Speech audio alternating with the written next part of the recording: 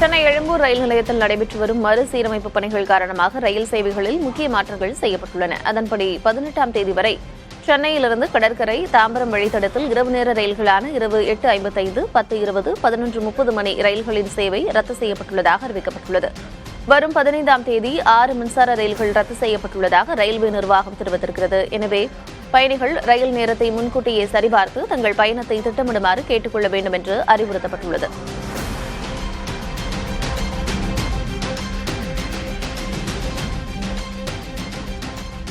கிருஷ்ணகிரி மாவட்டம் ஓசூர் மாநகராட்சியில் உள்ள 28வது கிளஸ்டர் துளிர் நகரில் கடந்த 3 ஆண்டுகளாக நீடிக்கும் கழிவுநீர் கால்வாய் பிரச்சினையால் பொதுமக்கள் போர்க்கொடி தூக்கியுள்ளனர். கழிவுநீர் கால்வாய் பிரச்சினைக்கு தீர்வு கிடைக்காவிட்டால் ஆதார், வாக்காளர் அடையாள அட்டை உள்ளிட்ட அரசு ஆவணங்களை ஒப்படைப்பதோடு சட்டமன்ற தேர்தலையும் புறக்கணிக்கப் போவதாக மக்கள் அறிவித்திருக்கிறார்கள். இது தொடர்பாக 200க்கும் மேற்பட்டோர் கருப்பு பட்டை அணிந்து வட்டாட்சியரிடம் மனு அளித்தனர்.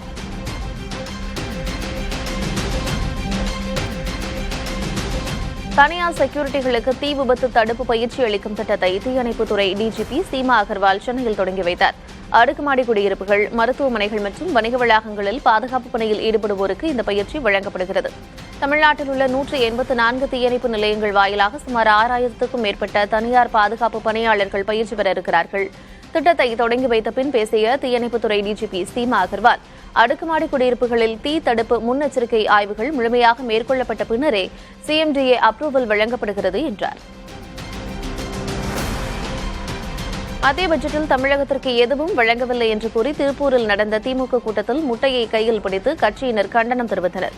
திருப்பூர் பெரிச்சிபாளையத்தில் தமிழ்நாடு தலைகுனியாது என்ற தலைப்பில் திமுக சார்பில் பொதுக்கூட்டம் நடைபெற்றது. மத்திய பட்ஜெட்டில் தமிழகத்தை புறக்கணித்துள்ளதாக கூறி திமுக நிர்வாகிகள் கடும் குற்றச்சாட்டுகளை முன்வைத்தனர். அப்போது மேடையிலேயே கையில் முட்டைகளை ஏந்தி முழக்கமிட்டனர். கூட்டத்திற்கு வந்த பொதுமக்களுக்கும் முட்டைகள் வழங்கப்பட்டன.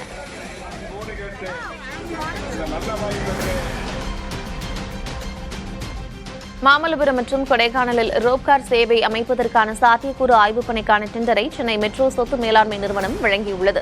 2 திட்டங்களுக்குமான விரிவான சாத்தியக்கூறு அறிக்கைகள் தயாரிக்க டெல்லியைச் சேர்ந்த வாப்கோஸ் லிமிடெடை ஆலோசகராக நியமித்திருக்கிறது. கொடைக்கானல் திட்டத்திற்கு 78.28 லட்சம் ரூபாயும், மாமல்லபுரம் திட்டத்திற்கு 71.93 லட்சம் ரூபாயும் ஆலோசனை கட்டணமாக நிர்ணயிக்கப்பட்டுள்ளது. ஒவ்வொரு பணிக்கான ஆய்வு காலம் 120 நாட்கள். கிருஷ்ணகிரி மாவட்ட ஆட்சியர் அலுவலகம் முன்பு தமிழக விவசாயிகள் பாதுகாப்பு சங்கம் சார்பில் இன்று கவனஈர்ப்பு ஆர்ப்பாட்டம் நடைபெறுகிறது. இதில் 100க்கும் மேற்பட்ட பனை விவசாயிகள் கலந்து கொண்டு கள் இறக்க விதிக்கப்பட்டுள்ள தடையை நீக்க வேண்டும் என்றும், கள்ளை மதுபான பட்டியலில் இருந்து நீக்கி உணவுப் பொருட்கள் பட்டியலில் சேர்க்க வேண்டும் என்றும் வலியுறுத்துகிறார்கள். திருப்பரங்குன்றம் மலையில் உள்ள தர்காவில் தினசரி தொழுகை நடத்த அனுமதி கோரி தாக்கல் செய்யப்பட்ட மேல்முறையீட்டு மனுவை உச்சநீதிமன்றம் தள்ளுபடி செய்திருக்கிறது.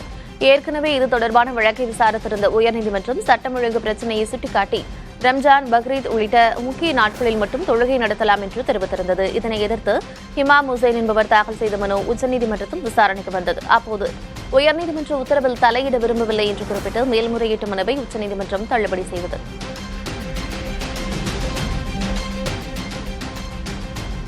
திருப்பத்தூர் மாவட்டம் ராஜமங்கலத்தில் 30 லட்சம் ரூபாய் மதிப்பீட்டில் கட்டப்பட்ட சிறிய பாலத்திற்கு 15 மாதங்கள் ஆகியும் இன்னும் நிதி வரவில்லை என்று கூறி ஒப்பந்ததாரர் பாலத்தை கயிறு கட்டி அடைத்ததால் பரபரப்பு ஏற்பட்டது.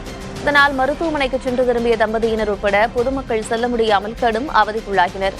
தகவல் அறிந்து வந்த காவல்துறையினர் பாலத்தில் கட்டப்பட்டிருந்த கயிறை அகற்றி பாதையை சீர் செய்தனர். பணத்திற்காக பொதுமக்களை சிரமப்படுத்தக்கூடாது என்று ஒப்பந்ததாரரை எச்சரித்த காவலர்கள் இதுகுறித்து விசாரணை நடத்தி வருகின்றனர்.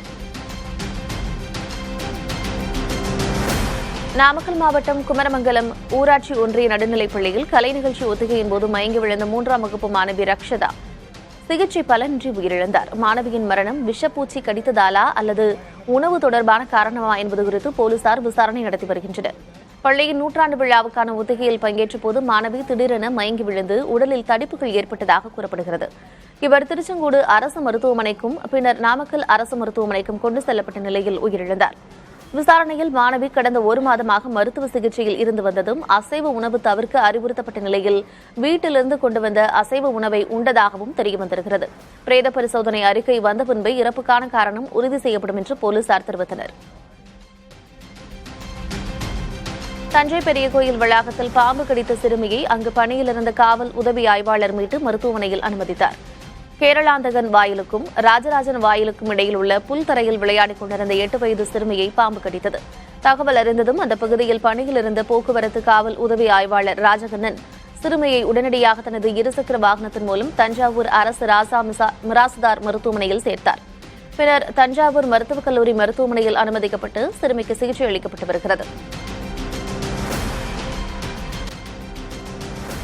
ராமேஸ்வரம் அடுத்த வடகாடு நீர்பிடிப்பு பகுதிக்கு ஐரோப்பா மற்றும் ஆசிய நாடுகளிலிருந்து முதல் முறையாக ஆயிரக்கணக்கான ஊசிவால் வாத்துகள் வலசை வந்துள்ளன. சுமார் 65 சென்டிமீட்டர் நீளம் கொண்ட இந்த அழகிய பறவைகள் அங்குள்ள கடல் பாசிகளை உண்டு கூட்டம் கூட்டமாக நீந்தி விளையாடும் ட்ரோன் காட்சிகள் கான்பூரை வியப்பில் ஆழ்த்தியிருக்கிறது. இந்த ஆண்டு பெய்த கனமழையால் நீர்நிலைகள் நிரம்பியுள்ள நிலையில் இந்த பறவைகளை கண்டு ரசிக்க மக்கள் ஆர்வம் காட்டி வருகிறார்கள். அதே சமயம் வலசை வரும் பறவைகளை வேட்டையாடினால் கடும் நடவடிக்கை எடுக்கப்படும் என்று வனத்துறை எச்சரிக்கை விடுத்திருக்கிறது. சென்னை மெட்ரோ ரயில் 2ஆம் கட்ட திட்டத்தின் 4வது வழித்தடத்தில் முக்கிய மைல்கல் எட்டப்பட்டிருக்கிறது. கலங்கரை விளக்கத்திலிருந்து புறப்பட்ட கழுகு என்ற சுரங்கம் தோண்டும் இயந்திரம் சவாலான பாறைகள் மற்றும் எரிவாயு கசிவுகளை கடந்து சுமார் 2 கிலோமீட்டர் தூரத்தை முடித்து மயிலாப்பூர் வந்தடைந்தது. அதேபோல பெலிகன் இயந்திரம் பனகல் பூங்காவிலிருந்து போட் கிளப் நோக்கி தனது அடுத்த கட்ட பணியை தொடங்கியிருக்கிறது. நந்தனம் பகுதியில் பயன்பாட்டில் உள்ள மெட்ரோ பாதையின் அடியில் 30 மீட்டர் ஆழத்தில் சுரங்கம் தோண்டும் சவாலான இந்த பணிகள் அனைத்தும் இந்த ஆண்டு டிசம்பர் மாதத்திற்குள் நிறைவடையும் என்று எதிர்பார்க்கப்படுகிறது.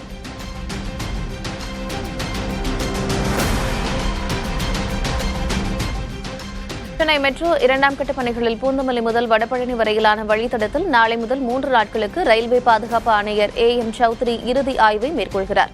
முதல் 2 நாட்கள் பிரேக்கிங் தொழில்நுட்பம் மற்றும் பயணிகளின் பாதுகாப்பு வசதிகள் குறித்து ஆய்வு செய்யப்படும் நிலையில் 3வது நாள் 90 கிலோமீட்டர் வேகத்தில் ரயிலை இயக்கி சோதனை நடத்தப்பட உள்ளது. ஓட்டுநர் இல்லாத மெட்ரோ ரயில் சேவையை தொடங்குவதற்கான இந்த முக்கிய ஆய்வின் அறிக்கை மத்திய அரசிடம் சமர்ப்பிக்கப்பட்ட பின் பொதுமக்கள் பயன்பாட்டிற்கான ரயில் சேவை தொடங்கும் தேதி அதிகாரப்பூர்வமாக அறிவிக்கப்படும் என்று மெட்ரோ நிர்வாகம் தெரிவித்திருக்கிறது.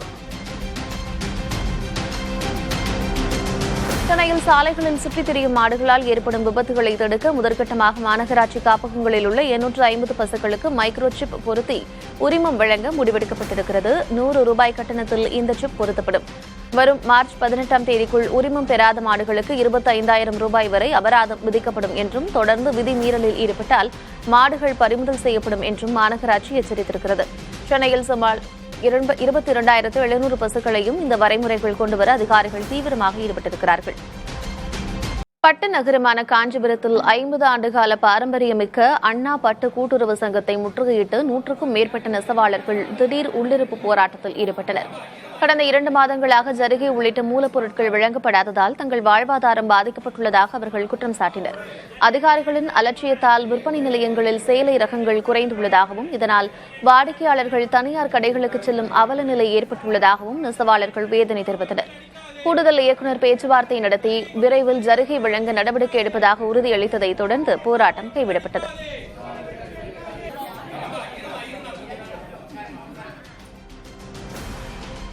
சத்துணவு ஊழியர்கள் மற்றும் அங்கன்வாடி பணியாளர்கள் போராட்டம் தொடர்பாக நடைபெறவிருக்கும் சட்டமன்ற கூட்டத்தொடரில் அதிமுக சார்பில் சிறப்பு கவன ஈர்ப்பு தீர்மானம் கொண்டுவரப்படும் என்று முன்னாள் அமைச்சர் SP வேலுமணி தெரிவித்துள்ளார்.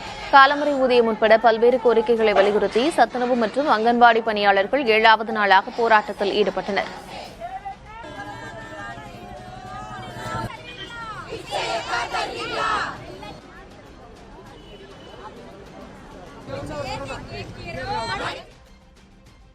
திமுக பொறுத்தளவுக்கு தேர்தலில் சொன்ன வாக்குறுதி தான் அவங்க கேட்கறாங்க. அது உடனடியாக அங்கன்வாடி ஊழியர்களுடைய அந்த கோரிக்கை உடனடியாக இந்த அரசு நிறைவேற்றணும். அது மட்டும் இல்ல 4 நாட்களாக ரோட்ல வந்து குழந்தைகளை விட்டுட்டு வந்து போராடிட்டு இருக்காங்க. ஒரு பேச்சுவார்த்தைக்கு உடனடியாக கலெக்டர் இல்லாட்டி சம்பந்தப்பட்ட அமைச்சர் அதே அதிகாரி அவங்கள்ட்ட பேச்சுவார்த்தை பண்ணணும். பேச்சுவார்த்தை பண்ணாம இன்னைக்கு ரோட்ல போராடிட்டு இருக்கிறவங்கள கண்டுக்காம விட்டுறது ஒரு நியாயம் இல்லாத செயல். உடனடியாக அவர் இன்றைக்கே பேச்சுவார்த்தை கூப்பிட்டு அவருடைய கோரிக்கை நிறைவேற்ற வேண்டும். பறவை காய்ச்சல் குறித்து பதற்றப்பட வேண்டாம் என்று மருத்துவத்துறை அமைச்சர் மா சுப்பிரமணியன் தெரிவித்துள்ளார். தமிழகத்தில் பறவை காய்ச்சல் தொடர்பாக முன்னெச்சரிக்கை மற்றும் தடுப்பு நடவடிக்கைகள் மேற்கொள்ளப்பட்டு வருகின்றன. இந்நிலையில் சென்னையில் செய்தியாளர்களிடம் பேசிய அமைச்சர் மா சுப்பிரமணியன் அரைகுறையாக வேக வைத்த அசைவ உணவுகளை உண்ண வேண்டாம் என்று அறிவுறுத்தினார். மருத்துவ படிப்பில் அரசு பள்ளி மாணாக்கருக்கு 7.5 விழுக்காடு உள் இடஒதுக்கீட்டை திமுக அழுத்தத்தால் கொண்டு வந்தது போன்ற ஒரு பொய்யை முதல்வர் மு க ஸ்டாலின் கட்டமைத்திருப்பதாக அதிமுக பொதுச் செயலர் எடப்பாடி பழனிசாமி தெரிவித்துள்ளார். சத்துணவு திட்டம் என்றால் எம்ஜிஆர், தொட்டில் குழந்தை திட்டம் என்றால் ஜெயலலிதா என்று தெரிவித்துள்ள அவர் 7.5 விழுக்காடு உள் ஒதுக்கீடு என்றால் தமது தலைமையிலான அதிமுக அரசு என்றும் குறிப்பிட்டுள்ளார். பொய் சொல்வதையே முதல்வர் வாடிக்கையாக கொண்டுள்ளதாகவும் பொய்யாலும் விளம்பரத்தாலும் உயர்ந்தோர் வாழ்க்கை நிலைக்காது என்றும் எடப்பாடி பழனிசாமி தெரிவித்துள்ளார். அரசு பள்ளிகளில் மாணவர்களின் பாதுகாப்பை உறுதி செய்ய அரசு தவறியதாக அதிமுக பொதுச் செயலர் எடப்பாடி பழனிசாமி கண்டனம் தெரிவித்துள்ளார். திருவாரூர் மற்றும் நாமக்கல் மாவட்டங்களில் பாம்பு மற்றும் விஷப்பூச்சி கடித்து மாணவர்கள் உயிரிழந்த சம்பவம் தமக்கு மிகுந்த வேதனை அளிப்பதாக குறிப்பிட்டுள்ளார். பள்ளி கட்டமைப்பு மற்றும் சுகாதாரத்தை பேணுவதில் அரசு மெத்தனம் காட்டுவதாகவும் அவர் குறிப்பிட்டுள்ளார். விளம்பரங்களில் மட்டும் கவனம் செலுத்தாமல் அரசு பள்ளிகளை சீரமைக்க முதல்வர் முன்வர வேண்டும் என்றும் உயிரிழந்த மாணவர்களின் குடும்பங்களுக்கு தகுந்த நிதி உதவி வழங்க வேண்டும் என்றும் பழனிசாமி வலியுறுத்தியுள்ளார். திமுக கூட்டணிக்குள் பெரும் ஓட்டை விழுந்துவிட்டதாக அதிமுகவை சேர்ந்த முன்னாள் அமைச்சர் ஆர்.பி. உதயகுமார் தெரிவித்துள்ளார். ஆட்சி அதிகாரத்தில் பங்கு என்று மாணிக்கம் தாக்கூர் தொடர்ந்து கேட்டு வரும் நிலையில் அவருக்கு பதில் சொல்ல முடியாமல் திமுக அரசு இருப்பதாக அவர் சுட்டிக்காட்டினார். மதுரையில் நடைபெற்ற கூட்டத்தில் பேசிய அவர், கூட்டணிக்கு எதிராக பேசும் மாணிக்கம் தாக்கூரை துணிவிருந்தால் கட்சியிலிருந்து நீக்கி பார்க்கட்டும் என்று சவால் விடுத்தார். எங்க கூட்டணி ஸ்ட்ராங்கா இருக்கு எங்க ஸ்ட்ராங்கா இருக்கு? முதல்ல மாணிக்கம் தாக்கூருக்கு உங்களால பதில் சொல்ல முடியல, அவருக்கு பதில் சொல்லுங்க. கூட்டணி பேச்சுவார்த்தை பேசுறதுக்கு குழு அமைச்சு 3 மாசமா காத்து கிடக்கணும். எங்களை நீங்க கூப்பிடவே இல்லைன்னு மாணிக்கம் தாக்கூர் சொல்றாரு. ஆட்சியில பங்கு கேட்போம், அதிகாரத்துல பங்கு கேட்போம் அப்படின்னு மாணிக்கம் தாக்கூர் சொல்றாரு. உங்களுக்கு கூட்டணியில நீங்க தலைமை தாங்கி வலிமையா இருக்கிறீங்களா, முடிஞ்சா மாணிக்கம் தாக்கூர் கட்சி பதவியில இருந்து நீ விரோதமா பேசுறேன்னு எடுத்து பாரு பார்ப்போம்.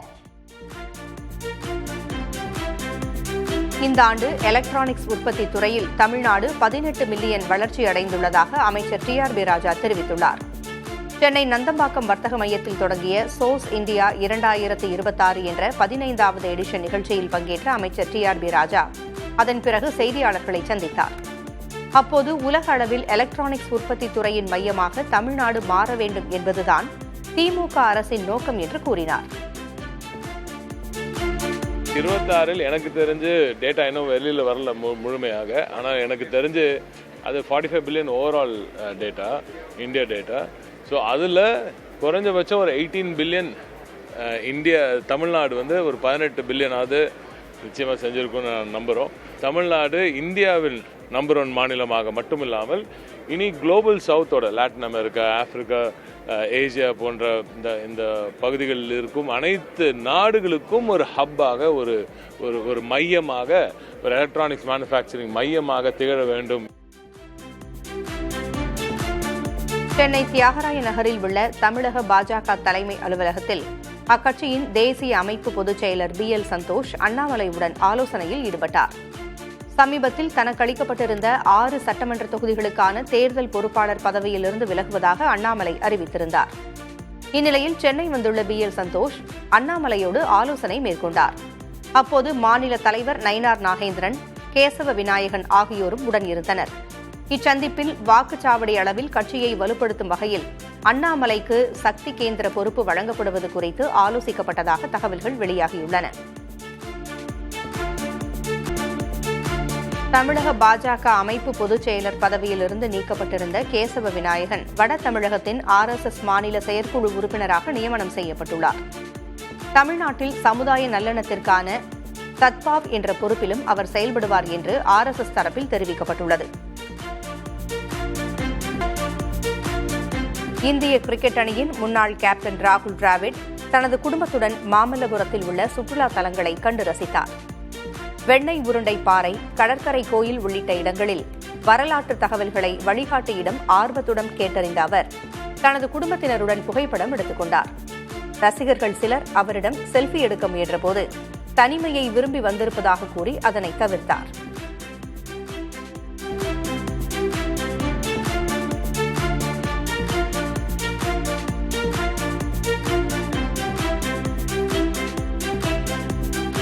திருத்தணி முருகன் கோயிலில் கடந்த 7 ஆண்டுகளாக காணிக்கையாக செலுத்தப்பட்ட 1055 கிலோ வெள்ளிப் பொருட்களை உருக்கும் பணிகள் தொடங்கின.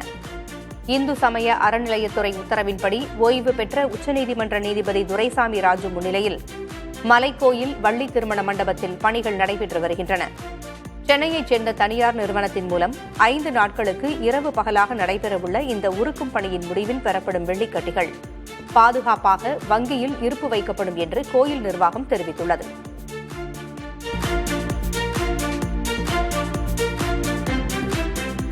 ஒசூர் விமான நிலையத்திற்கு அனுமதி வழங்குவதில் ஏற்பட்டுள்ள தாமதம் குறித்து மத்திய அரசு விளக்கம் அளித்துள்ளது. ஒசூர் விமான நிலையம் தொடர்பான தமிழக அரசின் பரிந்துரையை மத்திய அரசு பரிசீலித்துள்ளதா, அரசு திட்டத்தை செயல்படுத்துவதில் தாமதம் ஏன் என்று திமுக எம்பி கல்யாணசுந்தரம் மாநிலங்களவையில் கேள்வி எழுப்பினார். இதற்கு பதிலளித்த மத்திய சிவில் போக்குவரத்து துறை அமைச்சர் ராம்மோகன் நாயுடு, ஒசூர் பகுதியில் நடைபெற்று வரும் தேசிய பாதுகாப்பு மற்றும் விண்வெளி சார்ந்த திட்டங்களுக்கு எந்த இடையூறும் ஏற்படக்கூடாது என்பதால் ஒசூர் விமான நிலைய திட்டத்திற்கு தற்போது கொள்கை அளவில் பரிந்துரைக்கப்படவில்லை என்று தெரிவித்தார். ஒசூரின் வான்வெளி, பெங்களூரு HAL விமான நிலையம் மற்றும் ராணுவ விமான சோதனை ஓட்டங்களோடு நெருங்கிய தொடர்பில் இருப்பதே இதற்கு காரணம் என்றும் மத்திய அமைச்சர் விளக்கமளித்தார். விமான நிலையங்களுக்கிடையே 150 கிலோமீட்டர் இடைவெளி தேவை என்ற அச்சமும் ஒசூர் விமான நிலையத்திற்கு தடையாக அமைந்துள்ளது.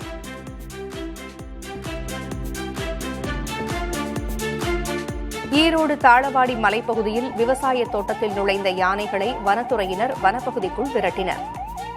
சிங்கன்புரம் கிராமத்தில் அதிகாலை புகுந்த ஒற்றை யானை விவசாய தோட்டங்களுக்குள் புகுந்து பயிர்களை சேதப்படுத்தியது. ஏற்கனவே இப்பகுதியில் யானை தாக்கி இளைஞர் ஒருவர் உயிரிழந்த நிலையில் வனத்துறையினர் தனிக்குழு அமைத்து தீவிர கண்காணிப்பில் ஈடுபட்டு வந்தனர். யானை புகுந்த தகவல் கிடைத்ததும் விரைந்து வந்த வனத்துறையினர் சைரன் ஒலியை எழுப்பி யானையை விரட்டினர்.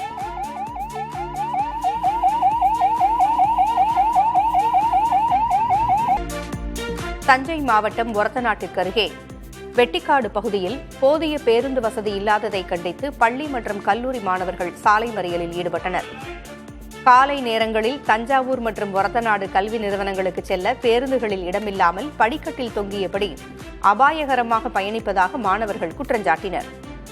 கூடுதல் பேருந்துகளை இயக்க கோரி பலமுறை மனு அளித்தும் நடவடிக்கை எடுக்கவில்லை என்று கூறி திருவோணம் தஞ்சை சாலையில் அமர்ந்து மாணவர்கள் போராடினர்.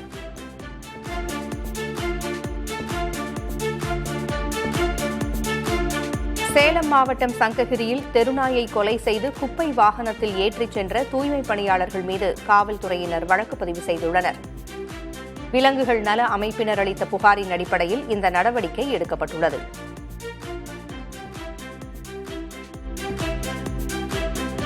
பல்வேறு கோரிக்கைகளை வலியுறுத்தி மாற்றுத்திறனாளிகள் போராட்டத்தில் ஈடுபட்டனர். அண்டை மாநிலங்களைப் போல மாற்றுத்திறனாளிகளுக்கான உதவித்தொகையை உயர்த்தி வழங்கக் கோரி தமிழ்நாடு முழுவதும் மறியல் போராட்டங்கள் நடைபெற்றன. ஆந்திராவில் மாதம் 4000 ரூபாய் முதல் 15000 ரூபாய் வரை உதவித்தொகை வழங்கப்படுவதை சுட்டிக்காட்டிய மாற்றுத்திறனாளிகள் தமிழகத்தில் வழங்கப்படும் 1500 ரூபாய் போதுமானதல்ல என்று முழக்கமிட்டனர். வேலூர் மாவட்ட ஆட்சியர் அலுவலகம், மதுரை பெரியார் பேருந்து நிலையம் மற்றும் கடலூர் அண்ணா பாலம் உள்ளிட்ட பல்வேறு இடங்களில் சாலை மறியலில் ஈடுபட்ட நூற்றுக்கணக்கான மாற்றுத்திறனாளிகளை காவல்துறையினர் கைது செய்தனர். உதவித்தொகையை உயர்த்தும் வரை போராட்டம் தொடரும் என சங்கத்தினர் அறிவித்துள்ளனர்.